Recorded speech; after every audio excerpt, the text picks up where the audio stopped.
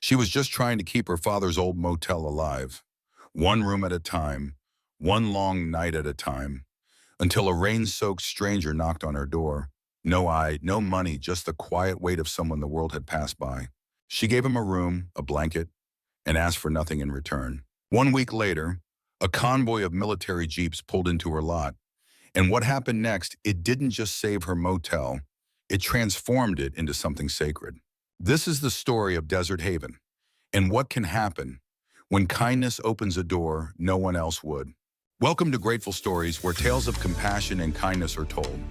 Let's uncover what really happened. The wind howled down Highway 89 like a freight train with no brakes, dragging sheets of icy rain across the high desert and slamming them against anything foolish enough to still be standing. Desert Haven Motel was one of those things.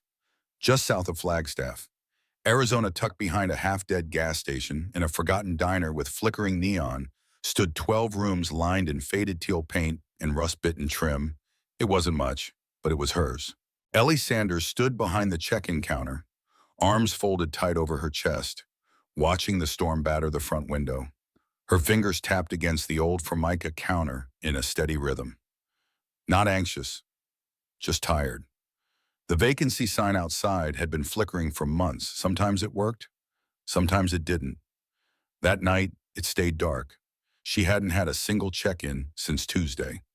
It was now Friday. Ellie was in her mid-40s, with sun-creased skin and dark hair pulled into a low ponytail. There was a quiet steadiness to her, like a fence post set deep in dry earth. She didn't smile much these days, but when she did, it was real. Behind her, the little space that doubled as her office and apartment smelled like strong coffee and damp carpet. The motel had belonged to her father, Sergeant Jack Sanders, U.S. Marine Corps, retired. He had died in the back bedroom 2 years ago, surrounded by faded metals and the hum of an oxygen tank. Ellie had stayed. Most people in her shoes would have sold it off, packed up, and moved to somewhere with real winters and work in plumbing. But Desert Haven wasn't just a place, it was memory. It was her father's pride. And now it was all Kindimun. It was all she had left. Still, pride didn't pay electricians, and the fire marshal hadn't been subtle. 2 weeks ago, he'd handed her a warning the motel's fire alarms were outdated. The breaker box looked like something out of a Cold War bunker, and the wiring in rooms 3 through 7 was, quote, an insurance company's worst nightmare. She had 10 days. 5 were gone. She'd tried the bank twice. They'd smiled politely and said no. The second time, they didn't even pretend to check. Ellie sighed and reached for her lukewarm coffee when the bell over the lobby door jingled. It wasn't the soft chime it used to be. It screeched like metal grinding against metal. She flinched, looked up. He stood just inside the threshold, soaked to the bone. Rainwater pooled around his boots. A green military-style jacket clung to his frame, darkened with moisture. He carried no umbrella, no bag, just a backpack slung over one shoulder, worn thin at the seams. For a second, neither of them spoke. His face was lean, maybe late 50s, jaw squared, eyes sharp but tired like someone who'd once commanded rooms, now too weary to bother. Rain dripped from the brim of his hood. His right hand stayed tucked close to his side, fingers curled with stiffness. Sorry to barge in, he said, voice low and gravelly. I was walking. The storm came on fast. Ellie gave a slow nod. You're lucky not to be frozen out there. Would have kept going. But the shoulders flooding. Not much choice. She hesitated, took him in. The jacket had a faint patch on the right side, long since faded, but she knew the shape, knew the silhouette of that eagle in anchor. You military, she asked, quietly. Used to be, he said. Then added, long time ago. Where were you headed north? Just passing through. Ellie looked at the ancient guest log in front of her. The keys to every room hung on the board behind her, all still there. Room 5 had the best heater, still worked miraculously. No ID, she asked, tilting her head just slightly. He shook his head. Wallet's gone. Bus station said the last one out was canceled. I'm not looking to cause trouble. Just need a dry place for the night. Ellie stared at him for a beat longer. He didn't look like trouble. He looked like someone used to hearing no but asking anyway. She reached under the counter, pulled the key for room 5 and slid it across the counter. "No charge," she said. "You'll find extra towels in the dresser. Shower takes forever to heat up." The man blinked, almost like he hadn't expected her to say yes. "Thank you," he said, voice quieter now. Ellie gave a small nod. "What's your name, Ray?" She didn't ask for a last name, and he didn't offer one. An hour later, Ellie stood in front of room 5 with a clean blanket and a chipped ceramic mug filled with hot tea. She knocked twice. Ray opened the door, now in dry clothes at least, mostly dry. He'd hung his jacket over the heater vent, steam curling off its sleeves. "I figured you might need this," she said, offering both the mug and the blanket. He looked surprised, then slowly took them. "You're kind," he said. "Not many would have done this." Ellie shrugged. "My dad ran this place for 30 years. Taught me not to ask too many questions when someone's just cold and tired." He gave a small smile. It didn't reach his eyes, but it was honest. "Your dad military too?" "Yeah, Marines." "Vietnam?" Ray's smile grew, just barely. "Figures." He turned slightly, letting her see the wall by the bed where his backpack now rested neatly placed. Everything about him was tidy, deliberate, even in weariness. He moved like someone still halfway in uniform. "Let me know if you need anything," Ellie said, stepping back. "Storm's not letting up anytime soon." "I'm used to waiting things out," he said softly. She paused at that, then nodded once and walked back into the night. The door clicked shut behind her. That night, Desert Haven remained mostly dark. The rain fell harder, wind rattled the windows, and the front office smelled like coffee, dust, and stories no one told out loud anymore. In room 5, Ray sat on the edge of the bed, hands wrapped around the warm mug.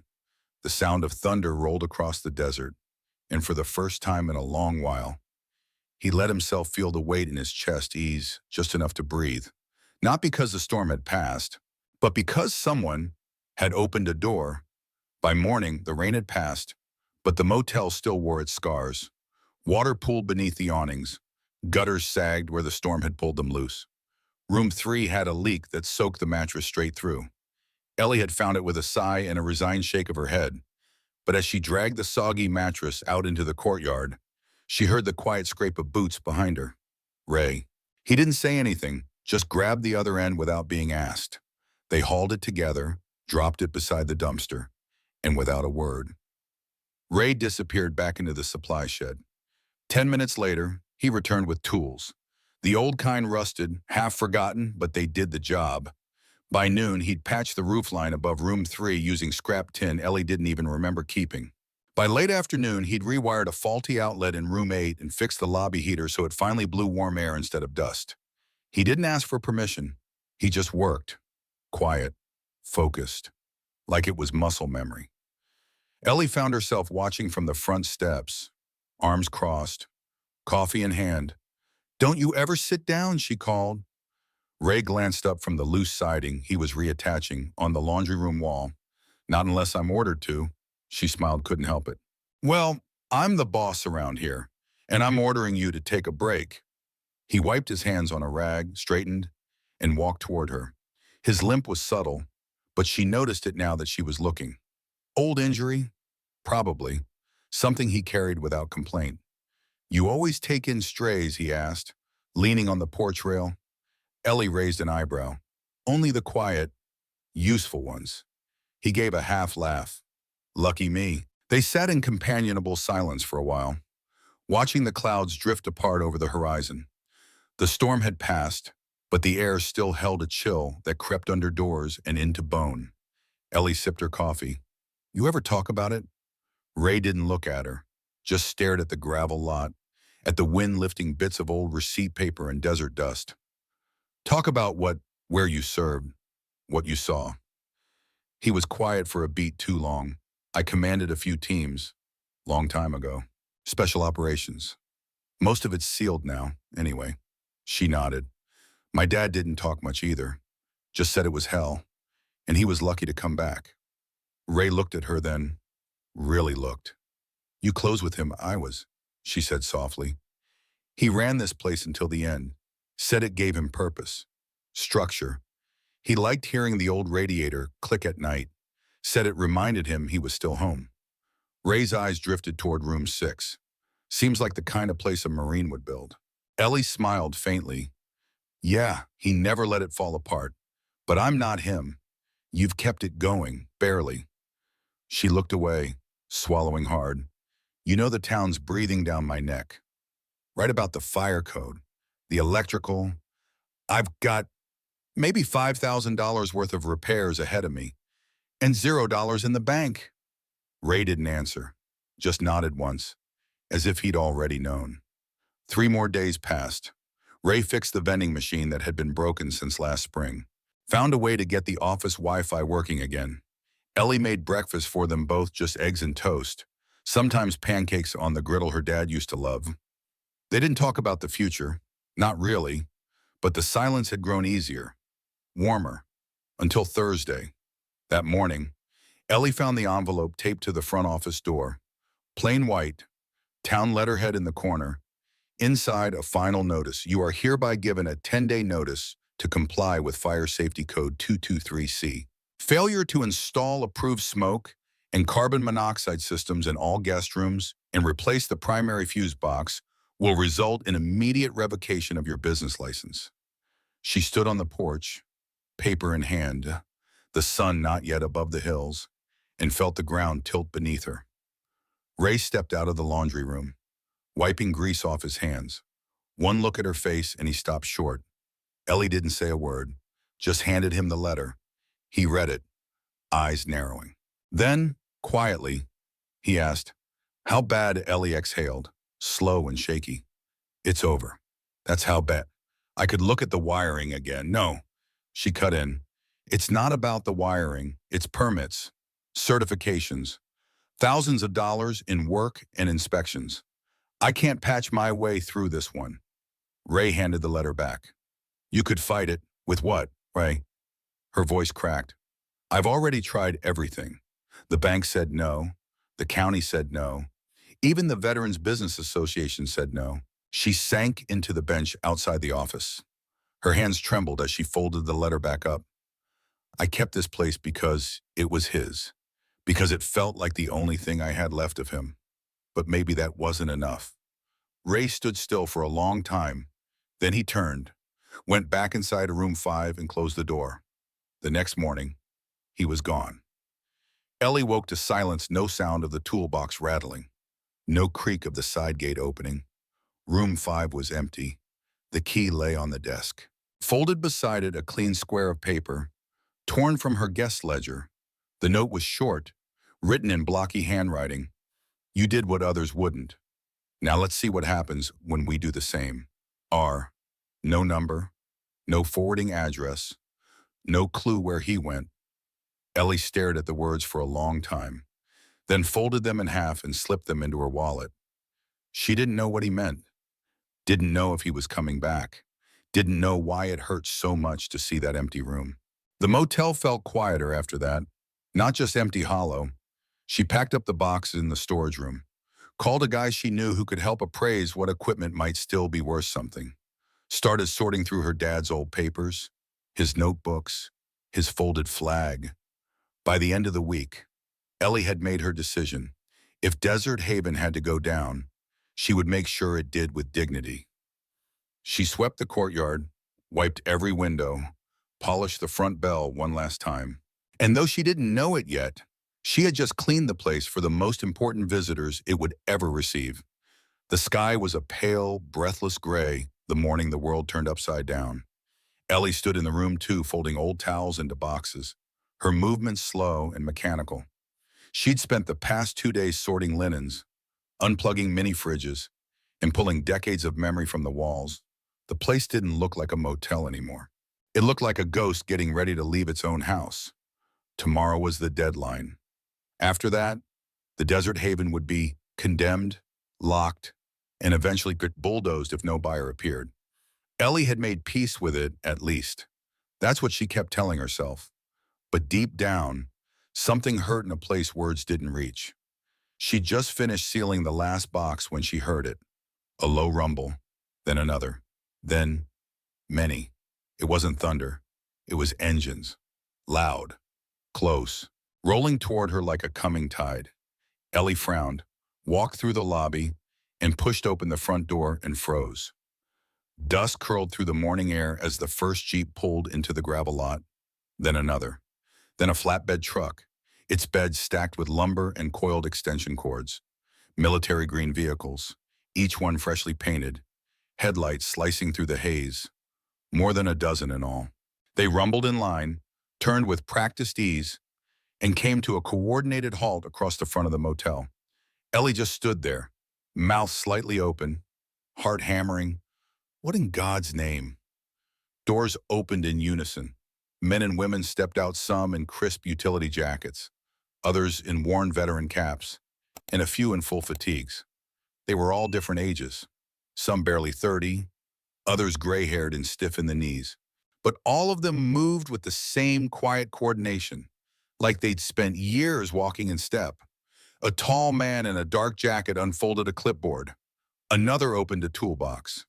Two others unloaded ladders, chatting like they were heading into a weekend project instead of storming a crumbling roadside motel. And then, the lead Jeep door opened. Ellie's breath caught. Ray stepped out. Only now he wasn't the same quiet man she'd handed a towel to on a stormy night. He wore his full dress uniform, pressed, polished. Medals lined his chest in neat rows. His posture was rigid, proud but not in the way that demanded attention, in the way that came from years of command. And across his nameplate, K.O.O. Rar Dalton, USMCRT, he walked toward her, boots crunching on gravel, until they stood 5 feet apart. He removed his cap, held it to his chest. "Miss Sanders," he said formally, voice steady. Permission to assist Ellie couldn't speak. Her throat had closed completely. Ray's face softened. "I believe your motel has a fire code issue. My team and I have experience with difficult logistics." Still nothing. Behind him, 2 younger men carried in coils of new electrical wire. Someone else rolled out fire extinguishers still wrapped in plastic. Ellie blinked, finally finding her voice. "Ray, what? What is this?" He stepped closer. "After I left, I made some calls. To who? To men I served with. To people who owe me favors. To foundations that help veterans rebuild their lives." He looked at the peeling paint behind her shoulder. "But this time, we're not rebuilding for us. We're rebuilding for you." Ellie felt the words hit her like wind against open windows. Ray gestured behind him. "They're volunteers, some active duty, some retired. One's a master electrician. One served as a fire marshal before he enlisted. Another designs trauma recovery spaces for vets with PTSD. They're not here for pay." He paused, then added, "They're here because I told them someone looked me in the eye when the rest of the world passed me by. Someone opened a door, no questions asked, and I told them it was time we returned that kind of dignity." Ellie's hands were shaking now.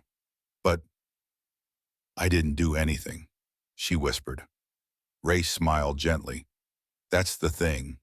You didn't ask or anything. That's what made it matter." The next hour unfolded like a dream. Ladders leaned against the building. Workers moved with quiet efficiency. A new circuit box was unloaded and wheeled into the utility room. Smoke detectors were lined up on the front desk like little soldiers waiting for deployment. Ellie stood off to the side, dazed. A young woman in a gray beanie approached her, carrying a tablet.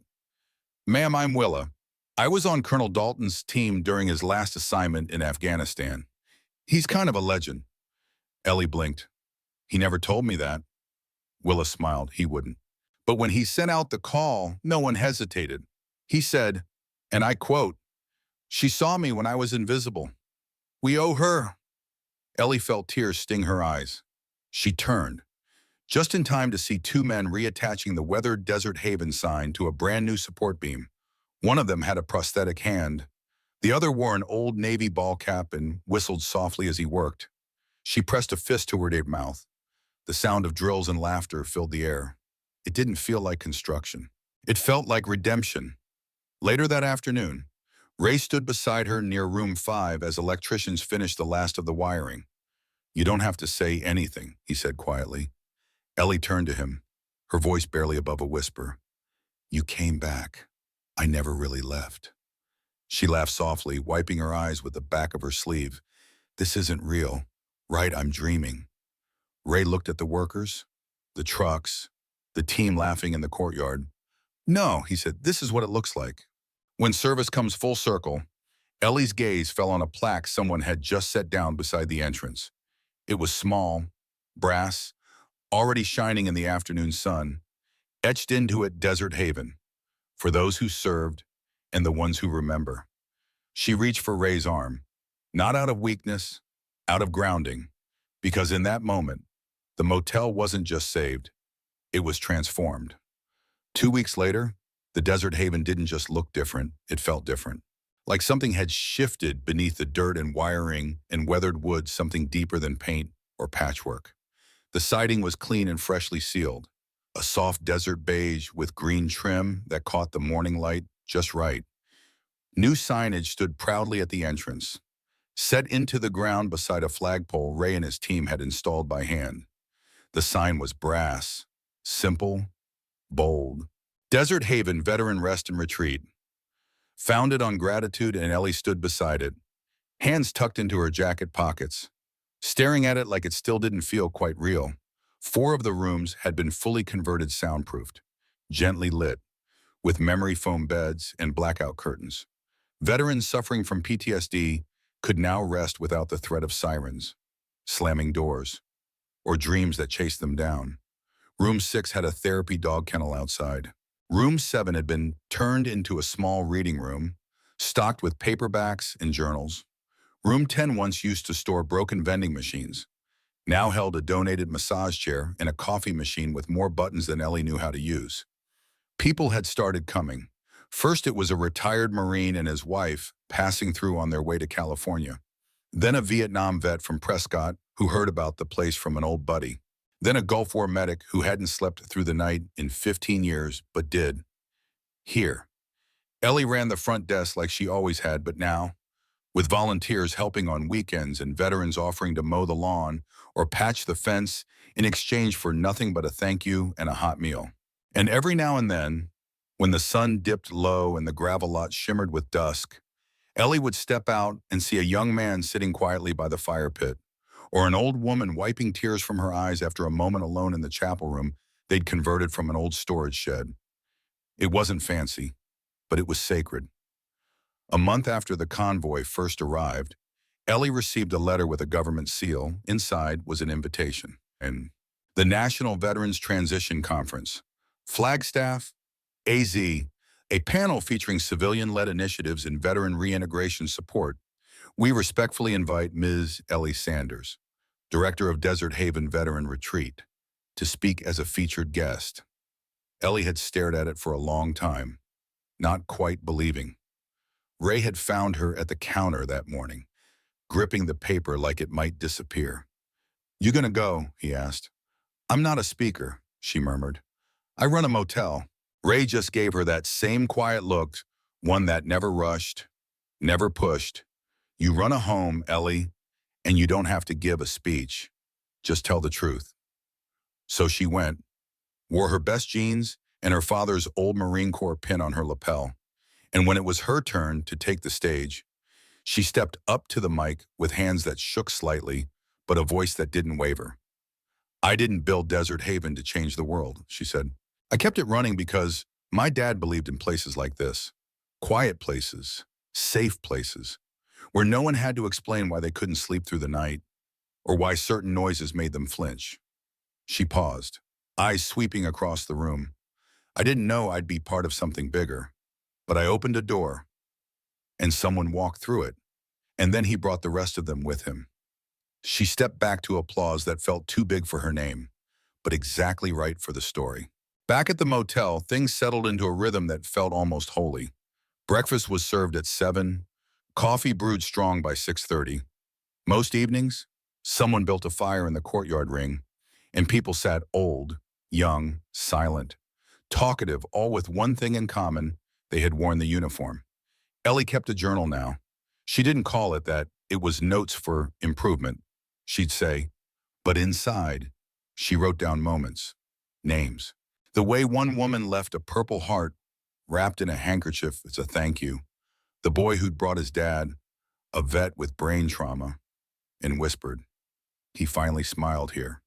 People came, people stayed, and then they healed. One night, the air was still and cool, the kind of Arizona evening that holds the last of the day's warmth, just long enough to make you nostalgic. Ellie sat on the front steps of the lobby, a blanket over her knees, a chipped mug of chamomile in her hand. The courtyard was quiet now. Most of the rooms were full lights glowing softly behind drawn curtains. She didn't know every guest's name, but she didn't need to. She knew what they carried.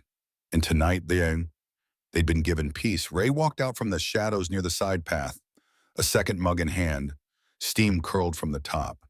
Thought you could use a refill, he said. Ellie smiled and scooted over. You always bring the good stuff. He sat down beside her with the ease of someone who belonged. They watched the lights for a long moment, saying nothing. Finally, Ray spoke. I've seen a lot of places. Ellie, conflict zones, base camps, places where every breath felt borrowed, but I've never felt peace like this. Ellie looked at him. His face was still weathered, still marked by years of service and sacrifice, but softer now, like something inside him had settled. She turned her eyes back to the glowing windows, her voice barely above a whisper. Maybe it's because here, they're remembered. Ray nodded slowly, and neither of them said another word, because they didn't have to. Sometimes, the loudest gratitude is silence. Sometimes, the strongest homes are built on kindness, and sometimes, all it takes is one open door. In our darkest moments, kindness still finds a way, often in the quietest places. Not everyone who helps wants recognition. Some just need to know that today, someone isn't going hungry. And sometimes, that alone is enough to change a life. You may forget the story, but if no one retells it, history stays silent forever. Subscribe to Grateful Stories, where justice is honored, kindness is remembered, and no act of quiet heroism is ever lost.